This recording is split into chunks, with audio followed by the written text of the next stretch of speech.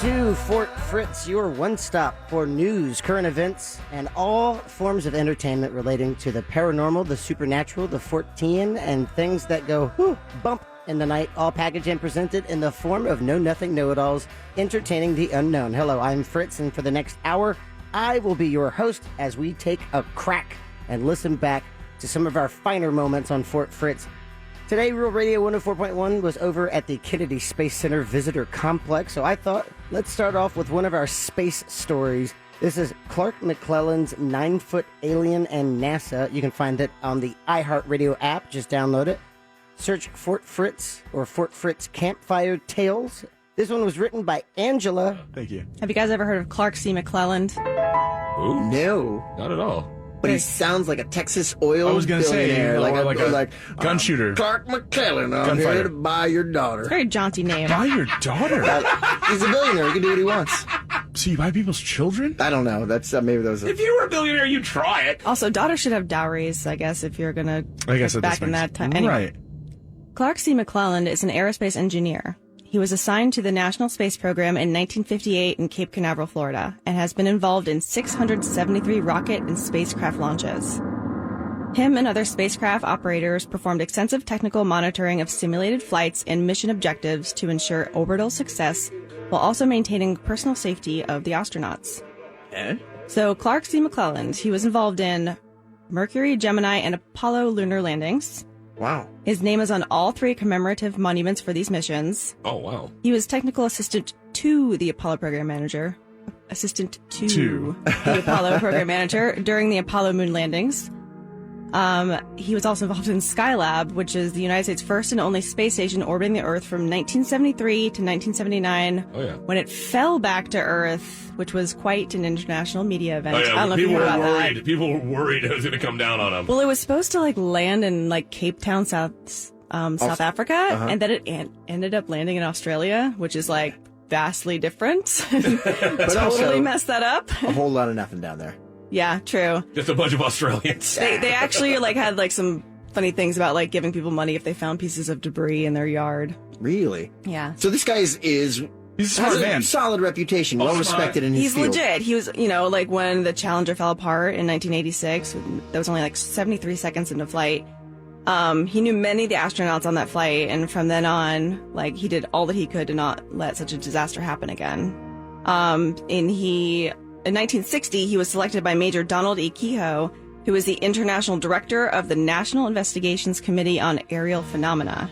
Ooh. And he was... How do you get that job? He was selected by him to be the unit director for the committee at the Kennedy Space Center and the whole Central Florida region. You are an extremely smart and reliable aerospace engineer. And he worked there for years. Years. Years. Yeah, he was there from 1958 to 1992. Ooh. And then later, he was chosen as the Mutual UFO Network, MUFON, director at Kennedy Space Center, and the assistant state director for all of Florida. Wow. For MUFON, huh? For Yeah. MUFON. Shout out. He has 60-plus years of studying the field of ufology or ufology, Ufology, yo. which is the study of UFOs. So he has seen quite a lot of questionable things in his time at NASA and all of the programs he was a part of, but the one sighting in 1991 is the one you will hear him talk about the most. Okay. And if you go to, I watch his YouTube videos, www.stargate-chronicles.com. That's how he says it. Hyphen Chronicles? Yeah. So Stargate. The symbol chronicles.com. hyphen, not Yes. the word hyphen. Correct. Okay. Yes. I'm going to read what he actually wrote because it's from his exact words. I, Clark C. McClelland, former SCO, which stands for Spacecraft Operator, Space Shuttle Fleet, personally observed an 8 to 9 foot tall extraterrestrial on my 27-inch video monitors while on duty in the Kennedy Space Center Launch Control Center. What? The extraterrestrial was standing upright in the Space Shuttle payload bay having a discussion with 2 tethered U.S. NASA astronauts. I also observed on my monitors the spacecraft of the extraterrestrial as it was in a stabilized, safe orbit to the rear of the Space Shuttle main engine pods. I observed this incident for about 1 minute and 7 seconds. Wow. Plenty of That's a long time time to to think memorize that I was observing. It was an extraterrestrial, an alien starship. Wow. Holy sh! just stop you. What did you envision when you see the creature? Because I automatically thought the creature from The Shape of Water. Really? Standing there in mid of space. I just saw I thought it like a gray. I got like a gray. Yeah. Yeah. Gray? Okay. It was more something out of like the cantina from Star Wars, like a beige color. But I mean, that conversation though, what was it like? You guys seen the latest season of Peaky Blinders? I don't know. Is it out already? It is on Mars. Not in 1991. Bang! Oh, in 91, Get burn. checked. It was a tall creature about 8 to 9 feet tall. It had a humanoid body shape with 2 arms, 2 hands, 2 legs, 2 feet, a slim torso, and a normal-sized head for its size. The color of its skin I could not determine. It appeared to have eyes, but it was not detailed enough for any other comments. How did it communicate? I have no idea. It did move its arms a lot, almost like giving instructions. I heard no voice communications. The helmet was not as large as our 2 NASA astronauts and had a viewport to look forward. It had small, perhaps communication device attached only to the right side of the helmet. Wow. I saw no oxygen tanks. It had a wide belt wrapping around it. It did not appear to be tethered as the 2 astronauts were to the sides of the shuttle. I observed nothing that appeared to be a weapon. The time of this amazing scene was 1 minute and 7 seconds. I timed it on my astronaut chronograph watch. Ooh. Not just his watch, his astronaut watch. A friend of mine later contacted me and said that this person had also observed an 8 to 9 foot tall extraterrestrial inside the space shuttle crew compartment. Yes, inside our shuttle. Both missions were Pentagon top secret encounters. With my verifiable background, there is no federal government agency that can say I'm crazy. Signed, Clark. Except for every government. Everybody. He's crazy. Including, who are the 2 guys? Yeah, the 2 guys who are talking to the alien. It's like, did I they was come in gonna the say, shuttle? I feel like we could probably figure that out, right? Like, he says it's 91. Yeah. He said Check where the he's. crew manifest. We could, because I was looking up everything and I could not find where it said which mission, which expedition, Right. which ship it was. I think we could do a little bit of sleuthing and figure this out. And also, if the alien was talking to 2 astronauts, didn't anyone ask, like, those astronauts that the alien was That's talking exactly. to? That's what we like want when to they talk come about. in from the spacewalk. So what happened? Nothing, just a normal spacewalk. Really? No 8 foot tall aliens? Nope, totally no 8 foot. I'm just gonna go back here and do some work on the futzer. Okay, I mean, There are a lot of questions. And this guy has, like, a bunch of YouTube videos talking about this encounter and other encounters, and a bunch of different websites. the fact that he used a movie title for his website Yeah, also it's- is like How do you annoying know to it me. wasn't the other way around? It's all the Stargate Chronicles. But that's true. It could have been the other way around.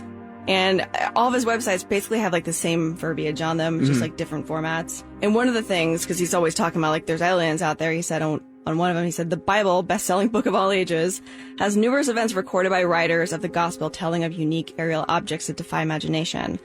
The book of Ezekiel describes one such object as a wheel intersection a wheel, and bright lights and flashing and a windstorm as it landed. Wow. And another flying object as one that my dog caught in its mouth on a sunny day in the park. And Jesus spake unto Ezekiel, bro, Throw go this get my frisbee. Also on his site, he says that recently former NASA astronaut and moonwalker of Apollo 14, Dr. Edgar Mitchell, publicly expressed his opinion that he was 90% sure that many of the thousands of identified flying objects or UFOs recorded since the 1940s belonged to visitors from other planets. And this is a guy that was, like, on Apollo 14. Dr. Mitchell also stated he has spoken to several highly placed people, apparently in Washington, D.C. and or the Pentagon, who said that the famous Roswell UFO crash did actually happen, and that indeed the craft was of alien origin. In company with Dr. Mitchell, other famous NASA astronauts have stated their positive belief. Among them, retired Colonel L. Gordon Cooper, who had a sighting of his own, an exclusive member of the original 7 astronauts, and the first to publicly state to the United Nations his belief in the existence of UFOs. So because of his UFO whistleblowing, McClellan claims that the U.S. government has stripped him of his pension and forced him to live on Social Security, despite the fact that he has served on 673 NASA missions. He posts YouTube videos asking the public to take him seriously, that he loves this planet, our human race, and that he's trying to serve us. 673 NASA missions? That's a lot. insane. You do not allow an insane person to operate that amount of budget, machinery, people, time, Right. like that. There's a lot of vetting that goes into being someone at that position. You hope. Right? You hope. There is. This man was a decorated, proven member of the aeronautic space community, and then comes out and says, "Hey, I saw an alien." They're like, "Nope, never mind. He's a whack job. Kick him out of here." He did something to tick someone off, and they screwed him so badly that he was like, "Okay, you're gonna screw me. I'm gonna screw you." I'm gonna tell him about the I'm gonna aliens. tell him about Dude, the don't. aliens. We said we wouldn't. Oh man, you said you were cool, man. This whole time you said you were cool. Nah. This poor guy does all these YouTube videos just like pleading for people. He's like, I need help. We they believe took you, away Clark. all my here for pension. you. I'm living on Social Security. And if you look him up, like you don't see him on any official websites Really? ever. So They I'm not just erased sure. him. Wait. You're listening to Real Radio 104.1. Fort Fritz on Real Radio 104.1. Welcome back to Fort Fritz, right here on Real Radio 104.1. We're going to jump into a mythical cryptid creature. This one's odd and confusing and also scary as all heck. It's the Hellhound of Mons. You can download the iHeartRadio app and just search Fort Fritz and Fort Fritz Campfire Tales. We hope you enjoy. Have you guys ever heard of the Hellhound of Mons? No, I haven't. All right, so this account was first published in a story in 1919 in the a evening edition of the Ada News, which was a local Oklahoma newspaper. The story was an account from F.J. Newhouse, a Canadian war veteran, about the mysterious beast that shadowed the barbed wire along the edge of no man's land during World War I. And no man's land, for my edification, is what? So, no man's land is basically the area between the trenches of the opposing enemy lines that both sides would Where the boom claim boom to, happens. they would claim to own, but nobody would go out there because they were fearful of what would happen. I mean, typically these areas were highly fortified with yes. So it's like killing fields, basically. Yeah. Like, That's if what you it- walk in, so it's World War I It's was a the legit first no time man's that zone. modern idea of the machine gun was used, the first time that chemical warfare was used, The first time that mechanized landmines killing. were really used. Yes. also like- planes, right? I think BMW was an airplane yes, manufacturer. they were. Yeah. War is weird, man. It really is. It really is. Okay, I'm going to get all my young people, and I'm going to tell them to go in this trench, and you get all your young people on that trench because we want that area, and you want this area, and so we're just going to have our young people shoot each other.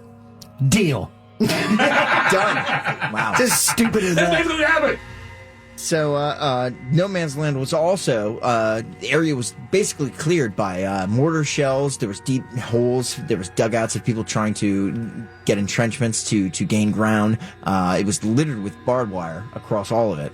And definitely, like I said, it was heavily fortified on either side of the line with weapons that would just tear through any sort of opposing army. So there were reports of this something like slinking around in this area, a beast. It's a quote mandated. Let me school you. Ooh, I like it. So, where they were fighting, the Battle of Mons was one of the first battles in the World War I. Basically, it was the first clash between the British and the Germans of World War I. And this was in central, southwest Belgium, below Brussels, below the capital. And this incident basically starts with the patrol of 5 men, one Captain Yeskis, and 4 men of the London Fusiliers. A fusil is a light flintlock musket. And okay. Basically, so Musketeers. embarking on this mission into no man's land. So for it was patrol. like light infantry. Yes, light infantry, very, very small squad going out into no man's land. All right. Let's go kill these guys. They disappeared. Nice. Which was nothing unusual considering. It's at war. It's Yeah. war. Sure. Exactly. What happened? They didn't come back. Oh, that's what usually happens. But the terror began to spread when what happened next. The bodies were discovered several days later, and their throats had been torn from their necks. Their bodies were covered in large gaping tooth marks, and they were mauled, some to the point of unrecognizable. No one could identify their corpses. And shortly after that, one night, both sides' troops, both the Germans and the English, reported hearing a monstrously loud, demonic howling, almost inciting some of the troops to try and retreat from the front lines of this battle. Pussies. And over the next 2 years, scores of men lost their lives to going out on patrol through no man's land, with corpses piercing as before. They were gutted, they were mauled, their throats were torn by force. The reports of the screams from either faction suggest that the creature itself had no preference to which side it was. It wasn't fighting for one faction. Oh, okay. It would kill indiscriminately, basically. And that's all we can ask for. Yeah, that's So both sides, not just a be politically even-handed. motivated. Yeah, case. I like bipartisan Right. killing. so both sides suffered fatalities. Yes, they Casualties. did. Okay. Yes. And the roars and howls, they persisted and they occurred more often, further terrifying those who were hidden in the trenches on either side. The soldiers posted on sentry duty began to give eyewitness accounts of a large, slinking, hulking hound that was roaming the perimeters of the barbed wire. There's a lot of giant wolf things going on tonight. Yeah, it seems like that. I noticed that That's myself. A up theme, man. Well, and then one day it just stopped. Oh, And no further people died after 2 years And that's it. Okay, so what of do you have to mounds talk and about? mounds of body.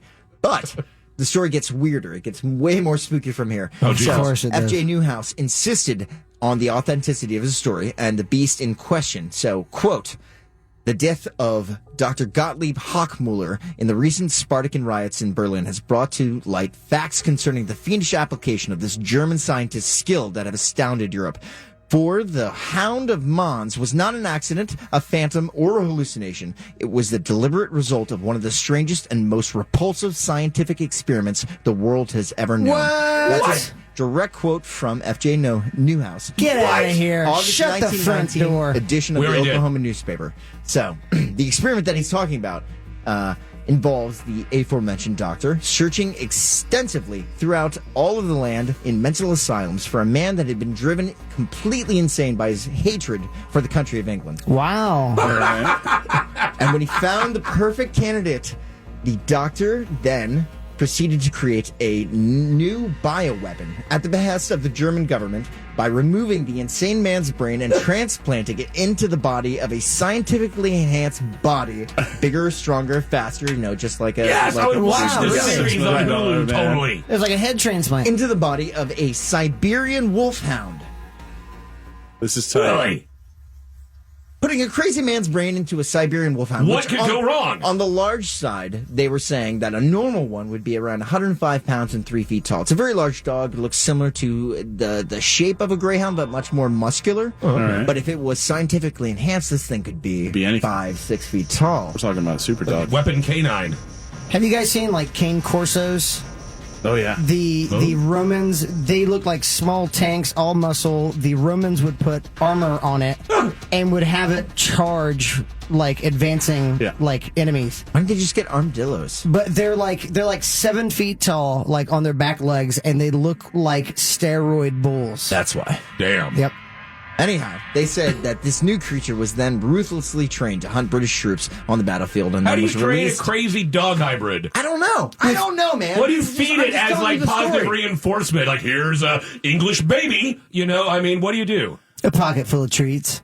So, anyways, they trained this creature to hate the British and kill them on the battlefield. And then You they released really it. need to be trained to hate I'm the jumping British. right back into the story. I'm jumping back in there, Daddy. Do it, Nick Spry. Do it.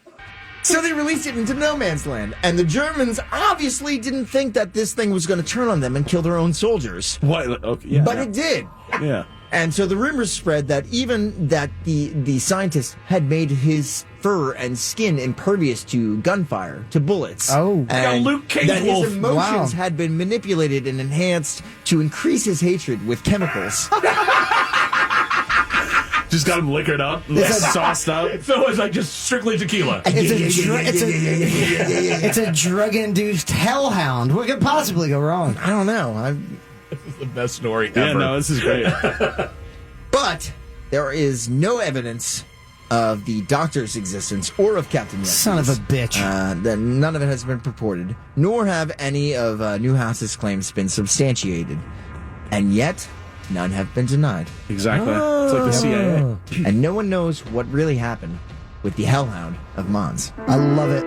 That was awesome. love it. That's like, a great story. That's a great story because it's like there's almost romance behind it. Like it killed everybody. What the but hell is your idea of romance? It's like the lake house with Remind Sandra me to Bullock stay away and from your Keanu house on Reeves. And like a Valentine's giant. Day. it could still be out there. Yeah, it's like It's like a Frankenstein, like a World War I flavored Frankenstein. He was like created for a purpose, but like, he didn't really understand it, so he just killed everything. Like, he didn't realize it was only supposed to be English people. And also, like, don't put it past the Germans to do some like weird funky shit like that, right? Like, don't immediately discount it just because it sounds really off the wall. Never discount weird funky German shit. Yeah, no. You're listening to Real Radio 104.1. Fort Fritz on Real Radio 104.1. Welcome back to Fort Fritz. Fritz here with you. This next story is very peculiar because it involves something that a lot of people think is absolutely terrifying, and that's cults. Cults and any kind of mind control. This one in particular is the Superior Universal Alignment Cult. This one was written by Kaz, and you can find it on the iHeartRadio app. Just download it and search Fort Fritz or Fort Fritz Campfire Tales. I actually, this is actually reminding me a lot of the Superior Universal Alignment. The thing you were talking about reminded you of something? Yes. No, not you. You on behalf of exactly. you. This one's not getting it. He doesn't get it. He doesn't. It's not. It's going to be a problem. We don't. Hopefully, this story will help you understand. Thank you. We don't want to. Listen, we is not a pronoun that exists in this plane. Thank all right? you. Thank you. Well, that's Doesn't it exist. does on this plane. We exist on this plane. Nope. Let me tell you about this Superior Universal Alignment cult. Started by a Miss Valentina de Andrade, which is Argentinian in origin. Sounds Italian, but the woman is from Argentina. She's Argentine. Argentine. Yeah, it's like a fruit. So sweet Argentine plum. Yeah. Okay. Kind of tangy. So Valentina was around 1981, was starting to gain prominence in a very remote part of the Amazon jungle in Brazil as a clairvoyant.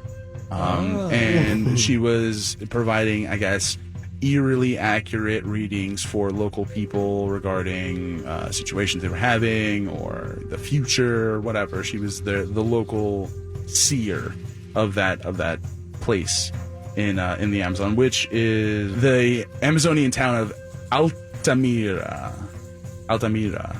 High lookout, right? Pretty much like there you high go. High view. Top high view. view. Yeah. You with the big Overwatch. brain. But so that would be in Spanish, which Brazilian, Portuguese. How weird. Oh, well, okay, I thought you said Argentina. Well, she is Argentinian, but this took that's place in the Brazil. Amazonian area of Altamira. Okay. Valentina began basically in 1981 claimed to have had a breakthrough revelation that she had been contacted by extraterrestrials, and they had given her this divine knowledge about how to escape the impending destruction of Earth that was going to take place in 1989. It's always that. Wow. It's always that. They've always got a good specific date. It's a good like motivational tool. You go around and tell people like, hey, none of this matters anymore. Do what I say. And enough lost people are probably going to fall in line. That exact line of thinking, though, makes people go, no, none of this really does matter, and then they end up dying, which kind of like goes into that psychology of you, God, what is it called when you make something happen? Self-fulfilling prophecy. Thank you. Self-fulfilling prophecy. So if I were to tell someone, hey, look, give away all of your money, it doesn't matter. You might be dead in a couple months, a couple years, or you might come back from that. But if you believe that, that's exactly your reality. Yes. That's amazing. Nostradamus predicted the day of his death. I'm like, well, that's pretty easy to do if if you're you willing to decide, commit. if you write your death in a planner, And then- and kind of like make motions to kill yourself that day, it's probably going to happen. Good Yeah. chance. 6 a.m. buy sheet cake. 7 a.m. dead. Right suicide Dead. note. Yeah. That's a good way to go. Sheet cake. Leave Yeah, a cake for whoever finds you, right? Like, not make it such a terrible thing. Like, Hey, I'm dead, but here's cake. here's a cake. Like, use it for the, whatever. Like, Do you leave it in the fridge and leave a note that's like, look in the fridge? You know how long it's going to be.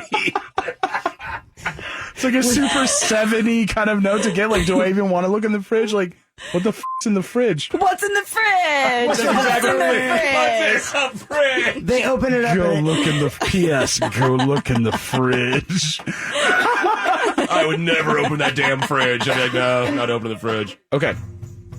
So Valentina also wrote a book, which I like. I enjoy the title of this book. God, the big farce.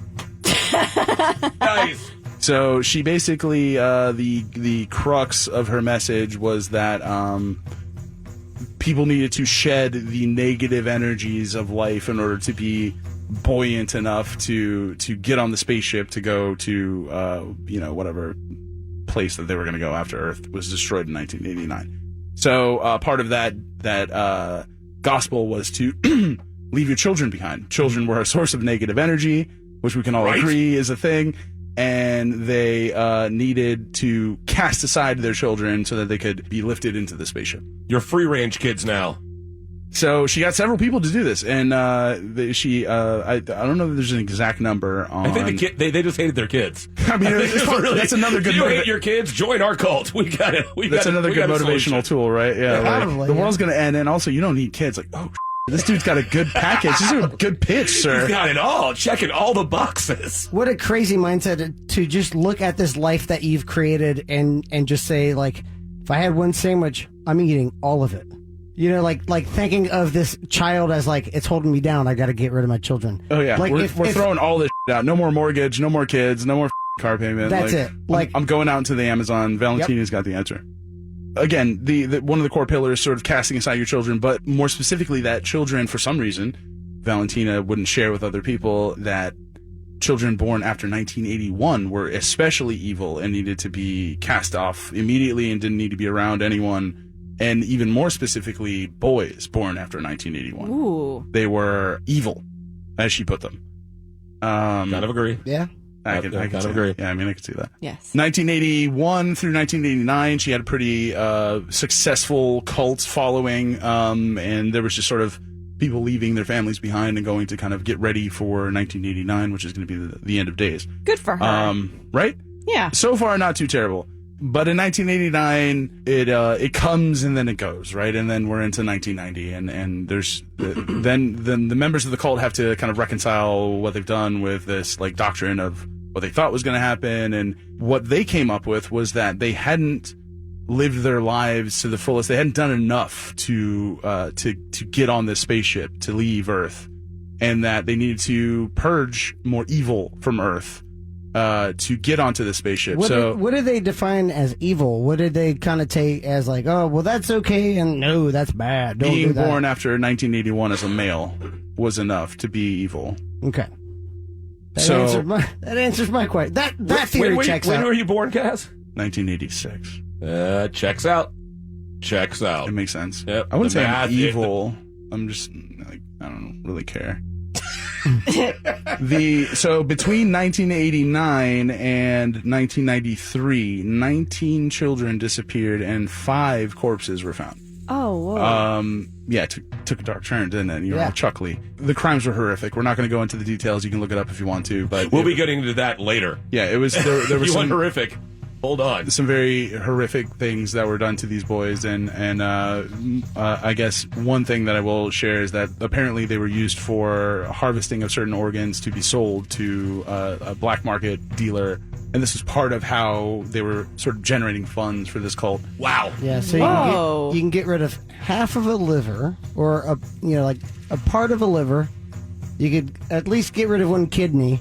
I'll give you a kidney and a pinky. Isn't that crazy? This is nuts. That's insane. We need to cut this out. Thinking of it like that. Well, every church needs an organ player. Yeah. So most of the children were, identified as indigent or previously missing, etc. But one boy actually escaped. His name was Juan de Clay Pinheiro. He was 9 years old, and he escaped and actually managed to name several of his attackers and prominent members of the cult, and arrests were made. He named several doctors, several wealthy local land barons, policemen, and he also named Valentina also as sort of the mastermind of this operation. 4 of the men were immediately arrested, and by 2005 or 2003, I apologize, they were put on trial and convicted. Valentina, however, was acquitted of the charges during the trial based on an alibi, which placed her out of the area during the murders. And that was something that was, I guess, held up. So this happened in 2003.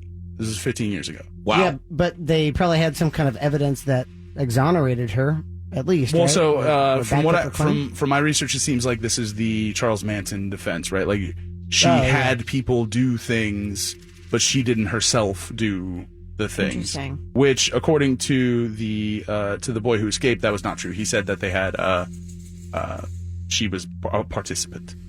That's crazy. So yeah, it was. She apparently. I actually looked this up. I did a little bit more research than I normally do, and I looked up their website. There's this cult is still active. They're trying to recruit members. They kind of try to distance themselves from the allegations. But yeah, I tried to check it out, and the site is garbage. Like you literally can't click on anything. It's like they thought the world was going to end in 1989, and that was the end of internet technology. Like no further web development was done on that. Wow. It's like the Space Jam It's an site? angel site. It's like an Angel Fire site or whatever. Nice. It's like legit. Like GeoCities. terrible. Can you click anywhere on it and then just do Control A and just see like where they thought links should have gone, and you can click on Ooh, I didn't even things, think like- about like getting in there and like getting into the Dom team with the and maybe get like, ooh, we can find her. Oh. Is this part of the story or No, this is just ooze. These are like That's a additional thought right ooze. there. Ooh. I didn't even Fort think about Fritz investigates. Okay, so no, yeah. So she was acquitted in 2003 and is sought by Brazilian and Argentinian police, but remains at large. Apparently, still holds several sermons in apparently Buenos Aires, Argentina. Wow. that's Still capital, preaching right? the same stuff? Still saying Jesus is an alien and boys are bad? I don't know that. I believe that she's tried to soften the message Pivot. a little bit. But yeah, the essential idea is that our religions are a farce, and that she has been given this like exclusive glimpse into what's really going to happen. Why? Okay, number one, why does she care? And that, like, what is she getting out of this? Just to tell people she's going to be right? Or Well, no, is there it- was like your classic cult sort of like economic exploitation of like donate X amount of your money, sell all your stuff, give it to us. Like Gotcha. these people were living lavish lifestyles based on the earnings they were getting from the cult members. This is all very sort of similar. When I actually say it all like that, it kind of sounds like weird. Maybe I don't necessarily want to. I'm gonna take off the robe. I'm at least gonna take off the robe. But you look so good in it. You look so It's I pretty popped good. it open, adorbs. and How I did did you like get her direct measurements? It's weird. Did you measure me? I've been hanging out with you guys a long time now. Every time I hug, You're listening to Real Radio 104.1. Fort Fritz on Real Radio 104.1. Welcome back to Fort Fritz. Fritz here with you. And this next one was written by yours truly. Myself, me, Fritz. This one is Nature vs. Nurture, Identical Strangers. And it's very odd. This one deals with adoption and how a pair of triplets found out they were all related and the odd way they found that information out. Have you guys heard of Identical Strangers? Is that like an album by like David Bowie and I Bob would say, like, Seger? No. The Who? No. Sounds like a The Who album. Angela, do you have any? Am I gonna throw out a classic rock album? Yes. Possible? Yes. I don't know. Maybe it could have been Genesis. I don't know. Well, all three That are makes wrong. sense, kind of. All three are wrong. Well, but Identical Strangers was a Actually, it's a book. Deep Purple album. It Is it was. really? It actually was. Is it really? I was checking. I could hear the song in my head. I'm like, what the is it? Identical Strangers is a book written by Elise Shine when she found out she had an identical twin sister. Weird. So she wrote the book Identical Strangers, not to be confused with the beloved American sitcom that ran for 8 seasons from March 25th, 1986 to 1993 on the ABC television network, starring, of course, Mark Lynn Baker and Bronson Pinchot. Of course, As Bronson Balky. Pinchot. As As Balky. Balky. Is that what people say when they say Valky? Is that what they They go, mean? Valky. cut Yeah, it Bronson out. Right? Wasn't that? Something like yeah, that. I think, anyway. Pinchot. I like Bronson So, Pinchot. throw it on On the wings of a dream. How do I know that? I've never seen this. Standing. Something is happening here, man. I have Something special was happening in this room. What's going on? So, Did we just start a Perfect Strangers? I think you did. Identical Strangers is the story of Elise Shine when she met her identical twin sister, Paula Bernstein. But the story that I would like to focus on also has roots in how and why these identical twins are reuniting. So it all takes place July 12th, 1961. A teenage mother gives birth to 4 children. One was stillborn. Of the 3 triplets, they were then adopted by different families. Whoa, And wait a minute. So this was a natural birth. This was a natural birth. She had Quadruplets. She had- I was like, what is Yep. the 4 word? Quadruple. And Yep. Latin? Like, So she gave birth to 3 children So horrible. who were all kind of like doled out by this prestigious adoption agency called Louise Wise. So it was Louise, Louise Wise, WISE. And these 3 children were given to an affluent family, a middle class family, and a blue collar family. It's like a Dickens story. Yeah, definitely. What happened was Bobby, and his name is Bobby. Robert? Robert.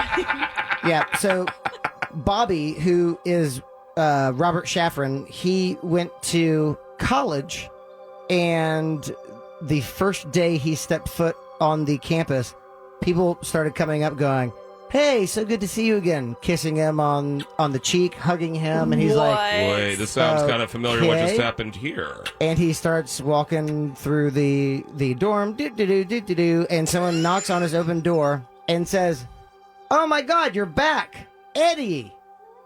And he turns around and looks at his friend, who said immediately, I was like, "You're not Eddie," but it looked just like Eddie. The friend then had Bobby call his friend Eddie and say, "My friend thinks that I look just like you." And on the other end of the line, he heard his own voice going, "Okay." And he goes, "Were you born in New York City?" And he goes, "Yeah." And he goes, "Were you adopted?" And he goes, "Yeah." And he goes, "Was your birthday July 12th?" And he goes, "Yes." And he goes, stop. "Which adoption agency?" And he goes, "Hold on. Ma!" And he goes, "It sounded just like me calling back." And he comes back and says, "Louise Wise." So it makes Oh, international no way. news. Wow. Bobby and Eddie. So Eddie is Bobby is Robert Shaffron, and Eddie is Edward Galland, and they immediately make international headlines as these 2 long lost twins. That's crazy. Then David Kellman also phones, I think, the Galland family and says, "My friends say that I look just like you," and they all said the hands, because like they're all like hand on shoulder photograph in every newspaper, the hands. And when he said he saw it, he was like, "Oh my God," raced out, bought another newspaper, saw the same hands, and he's like, "Those are my hands." Like They have giant claws. They had these huge claws. They were lobsters. They were big boys. And then he called, and the Galland family's matriarch answered and said, "Honey," turns around and says, "They're coming out of the woodworks." So soon, Oh my God. overnight, these triplets found out that they were separated at birth, and this was an international headline story. It made like international papers. They were on the Phil Donahue show. Yeah. Like When you're on every, Donahue, it's big time. It's huge. ABC, you name it. I think CNN, because this was in the 80s at the time, early 80s. Fake news. They are overnight sensations, but their family has questions. So they arrange a meeting at the Louise Wise agency offices in Manhattan. I think Manhattan, could be another borough, but they all were told, well, if you get presented with triplets, a lot of households can't take triplets. So we doled them out. Here's the kicker, though. Each of the families, the Galland, the Kellman, and the Shaffron family, all had daughters that they adopted from the Louise Wise agency. So they all had prior Louise Wise agency adoptions. They're repeat customers? And now they are each getting a set of triplets, and they didn't know it at the time. It's like a BOGO. Oh, whoa. They're having a BOGO special. So they were told if, it's really hard to just unload 3 bouncing baby boys to one family. So they had to dole them out, and they're like, that doesn't make any sense because we would have gladly taken them. Again, there's one affluent family, one middle class, and one just blue collar, And they said, well, it doesn't work that way. One father, as he was leaving, said, oh, wait, I forgot my coat or his umbrella, walked back in and saw the Louise Wise agency opening up champagne and pouring themselves champagne flutes. Yeah, I love that part. So they all smoke the same brand of cigarettes. They all have the same like in women. They all answer at the same time. True. They say true or yes, or they say definitely, absolutely. The same inflection in their voice. When Phil Donahue turned around and said, look, they're even all sitting in the exact same... Yeah. At the same time, they all crossed right over left legs, and the audience was like, weird. what? So the documentary that I watched that CNN, go ahead and say it, Fake news. produced is called Three Identical Strangers. It came out in 2018. It's directed by Tim Wardle and, again, stars Edward Gallen, David Kellman, and Robert Shafran, these 3 triplets. One of the most telling areas of the research is that this was intentional. This was the Jewish Board of Guardians. It's a hard check. What? That's the most amazing reaction ever. Jewish? Whoa. So the... I was going to ask, were they all Jewish? From, the Louise Wise... Yeah, that's a good question. So Louise Wise is a very prestigious Jewish family adoption center. I was going to say all their last I never names thought sounded of there very being a Jewish. Jewish-centric adoption center. But it makes Makes sense. a lot of sense, Yeah. They were all doled out, by the Jewish Board of Guardians under the direction of a Dr. Peter B. Neubauer, who specializes in mental illness.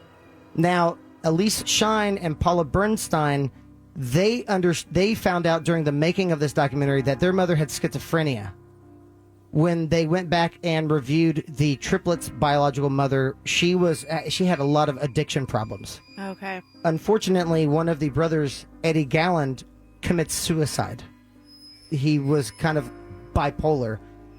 The understanding is that Dr. Neubauer they were trying to document how each child was being upraised to document nature versus nurture. Right. Oh, nice. Because they have a lot of things in common, but again, they all met each other at the age of 19. They were full-ass grown adults, and they had a lot of differences. And it is an absolutely compelling documentary, but it doesn't end on a good note. But there are arguments for both nature and nurture in this, which I think is weird. Sorry if you mentioned this. Which family did Eddie grow up in? Eddie grew What up... was his background? He was the middle-class family with a disciplinarian father. Okay. And he had mental health issues. The craziest thing is that they were all documented and filmed at various points in their life. They all lived within 100 miles radius of one another, and they were filmed doing tests for aptitude tests and things like that. Wow. But And the tests were actually part of the experiment. The experiment continued throughout their lives. They didn't know it. They're still coming back, checking on them, and they'd act like, oh, this is for your school or something like that. No, it was from them So testing even them. their parents didn't even know that Didn't that's even know. what they're doing. Yeah. There are Creepy. still... It's creepy as hell. Am I alone in thinking that that's just badass? It's not. It is. It is creepy, but it's also a really good science experiment, right? If you would have, someone probably had that idea, but they're like, "No, dude, we can't separate a bunch of triplets and twins from." That would be the only way to do it. You would have to do it secretly like that. Right, yeah. Otherwise, Yeah. it's that's hold tainted. my mochaccino, fam, and then you like split up this entire family of people, and then monitor them their whole lives. It's cool. draconian It's terrible. and terrible. Yeah, It's cool, but draconian. This Cool. is this is really weird. Learn some stuff. There's probably 6 to 8 other sets of twins or triplets in the United States born between 1960 and 1980 that don't know they have someone else out there that looks just like them. So the documentary ends with, imagine walking down a street in New York City and turning the corner and it just goes black. And you're face to face with an Angela.